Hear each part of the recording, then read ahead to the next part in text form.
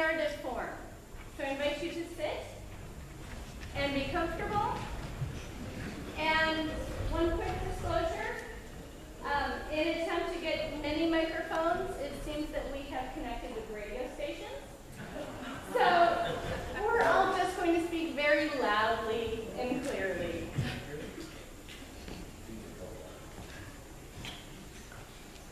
In the 10th year of the reign of Tiberius Claudius as emperor, a new governor named Pontius Pilate came to Judea. In keeping with policy and tradition, Pilate issued a new coin bearing the likeness of the late Emperor Augustus. Pilate forced this coin into wide circulation. For the devout Jews of the region, this coin was more than an insult. It defiled them. Because it bore the likeness of a man, it represented idolatry. The coin was unclean by Jewish law, and it made anyone who used it or even touched it unclean as well. In consequence, there were loud and sometimes violent protests, especially in Jerusalem. When Pilate encamped his troops inside the walls of Jerusalem, there was a bloody showdown, and the entire city threatened to erupt in insurrection. Pilate backed down. He not only withdrew his troops, he withdrew the hated coin from circulation and replaced it with a coin bearing 2 crossed palm branches. From that time onward, palm branches became a symbol of zeal and hope for Jewish independence. In the 17th year of the reign of Tiberius, the 7th uneasy year of Pilate's troubling turn as governor, there were 2 well-known men in Judea, each of whom was attracting a large band of followers.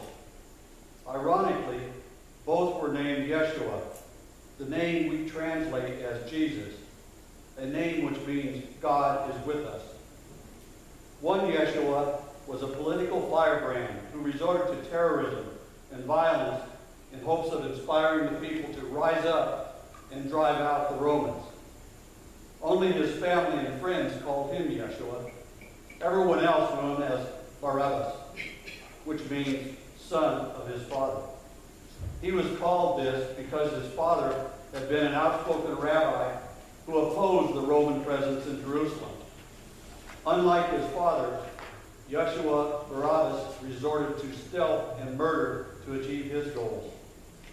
He was even known to murder his fellow Jews if he thought they had collaborated with the Romans, or if they simply didn't have zeal for his cause.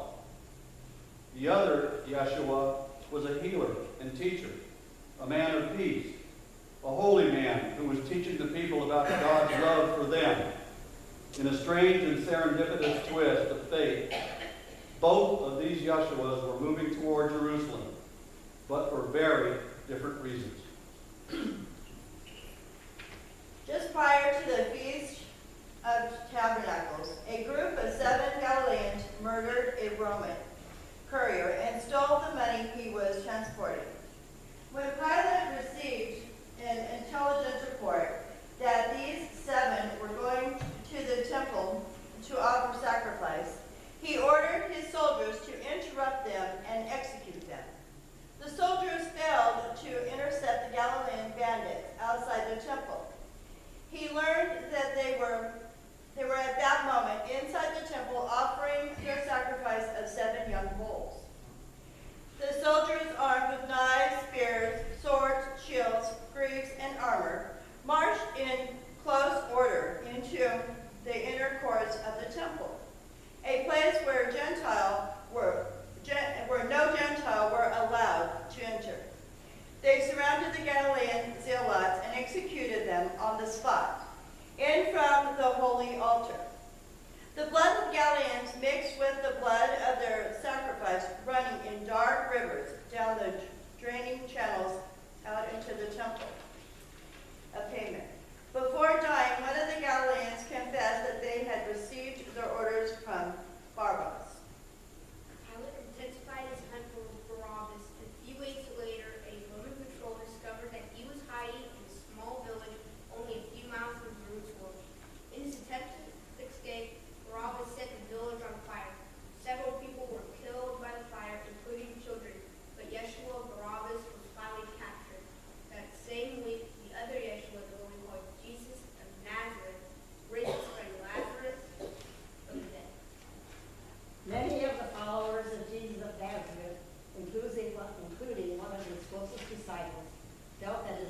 conversations about establishing the kingdom of God were veiled allusions to expelling the Roman presence and reestablishing Israel as an independent nation.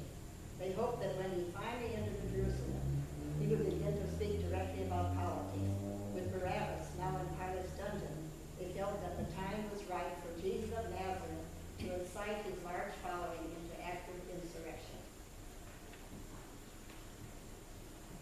A week after raising Lazarus from the dead, Jesus prepared to enter the city of Jerusalem.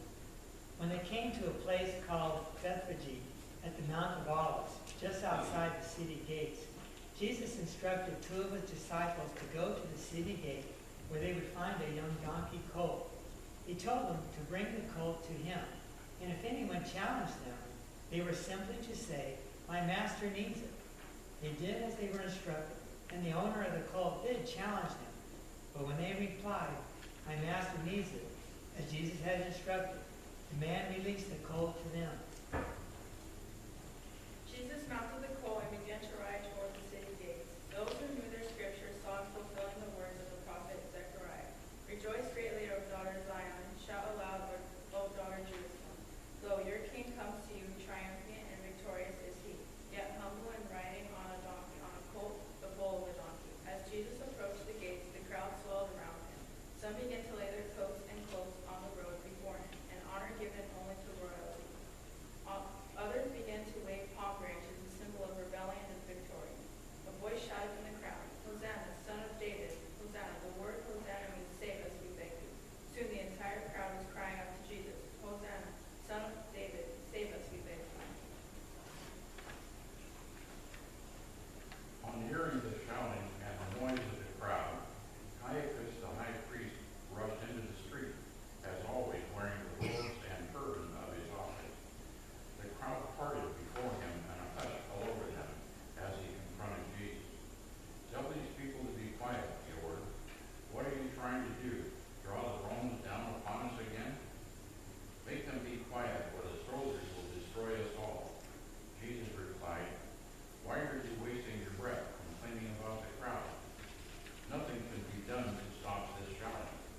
If every tongue were allowed to shout, but the shout would still continue, the very rocks and stones would cry out."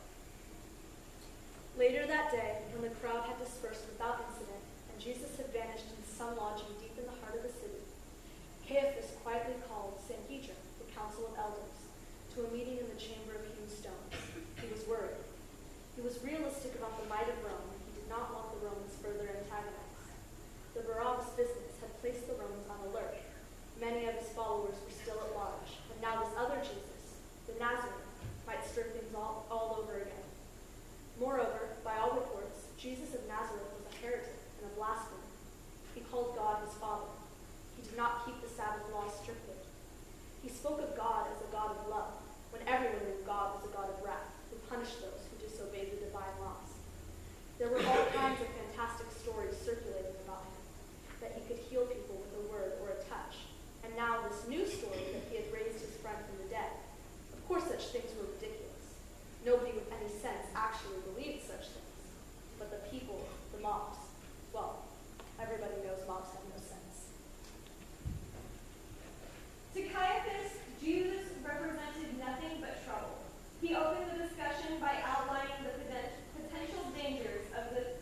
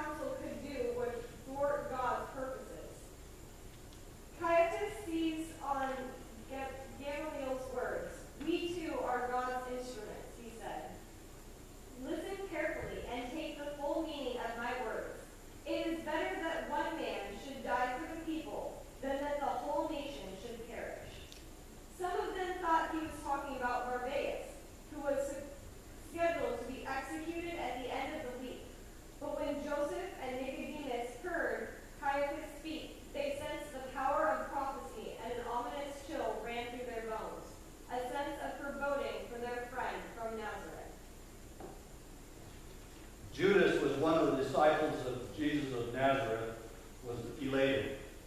The triumphal entry into Jerusalem showed how ready the common people were to support a charismatic leader like Jesus.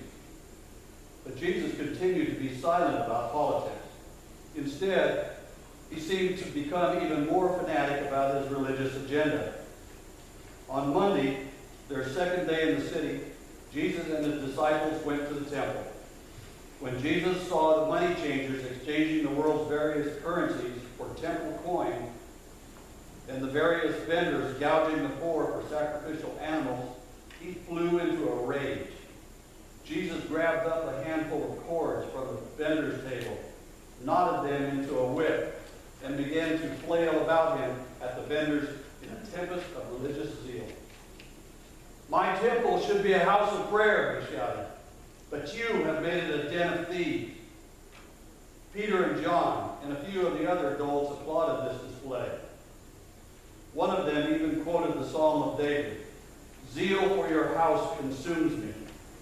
Judas cringed. This was not the way to win the support of the temple authorities, and it would probably alienate a good number of the more religious common people. When one of the Pharisees pointedly asked Jesus if it was lawful for a good Jew to pay taxes to Rome, Jesus asked the man to hand him a coin. As luck would have it, it turned out to be one of the old, detested coins with the likeness of Augustus on it. "Whose likeness is on this coin?" Jesus asked. "Caesar's," replied the man. His voice was full of contempt. "Well," said Jesus in that mild, enigmatic way of his, "give to Caesar the things that belong to Caesar. Give to God the things that belong to God." Judas's heart sank. Clearly, if Jesus was going to become a political force, someone would have to force the issue. Suddenly, Judas grinned. He had a plan. The plan was simple. It made perfect sense. Jesus had to be arrested for something and thrown into jail with Barabbas. With both Yeshua in Pilate's dungeon, with both of their saviors imprisoned by Rome, surely the people would rise up in revolt and storm the perfect palace. Yes, some would suffer and even be killed, but surely the sheer numbers would overwhelm the Romans. Judas felt a thrill run through him, as if he were God's special instrument, as if he alone could clearly see the plan for saving his people. Arranging the arrest would be tricky. Jesus has said and done nothing to antagonize Rome. In fact, many Romans, including a few centurions, seemed to admire him. Still, there was a way. The Jewish leaders were clearly unhappy with Jesus. It wouldn't be hard for them to come up with some pretext for his arrest. And since they couldn't directly execute or imprison him under Roman law, they could insist that Rome do the dirty work for them. Judas smiled to himself. He would play the politics and it would work. It had to. At that moment, he saw Caiaphas crossing the portico of the inner court of the temple. Judas slipped away to interrupt him. On Thursday night, as the sun was setting, Jesus gathered his disciples together in the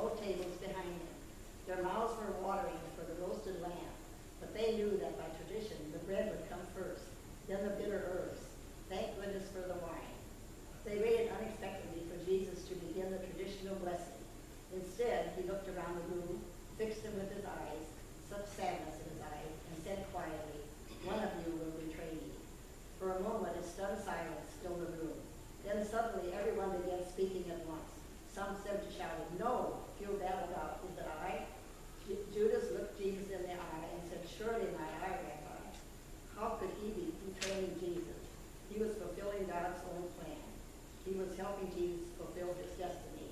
But Jesus simply returned his gaze and said, "You have said it."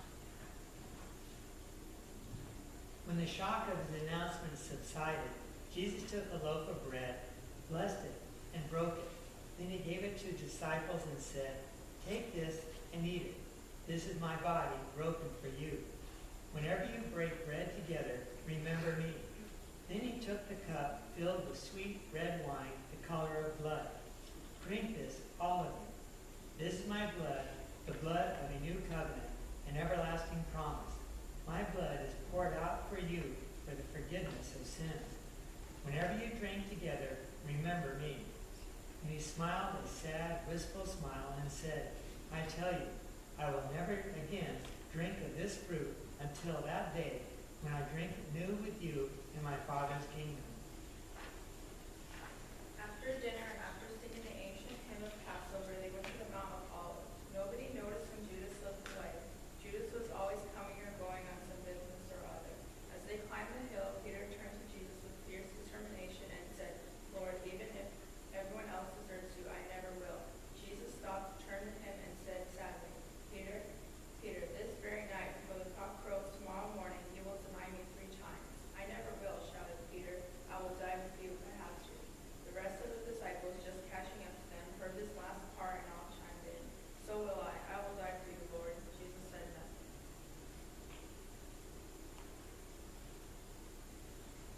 Near the top of the hill was a small garden called Gethsemane. Jesus asked Peter, James, and John to stay close by, to watch while he prayed.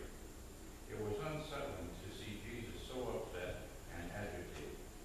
Tears were already streaming down his cheeks, as if he were grieving. "Stay awake with me," he asked them. Then, even more disturbing, Jesus threw himself on the ground, stretched out his arms, and gripped the earth as if he might pull himself into it, or pull it into his own heart. Sobs racked his body, and his tears had a reddish tinge to them. Peter thought it might be clay on his cheeks that reddened his tears. John thought it was blood. They could not hear the words he was praying, only a soft, distressed murmuring punctuated now and then by an anguished cry of, "Father." Perhaps it was the wine. Perhaps it was the emotional distress of the evening. Perhaps it was the unintelligible murmuring of Jesus as he prayed. Perhaps it was just one more small, annoying victory of the devils that seemed to be having their way that night. Whatever the reason, Peter, James, and John fell asleep. Jesus woke them with heartbreaking gentleness. "Can you not stay awake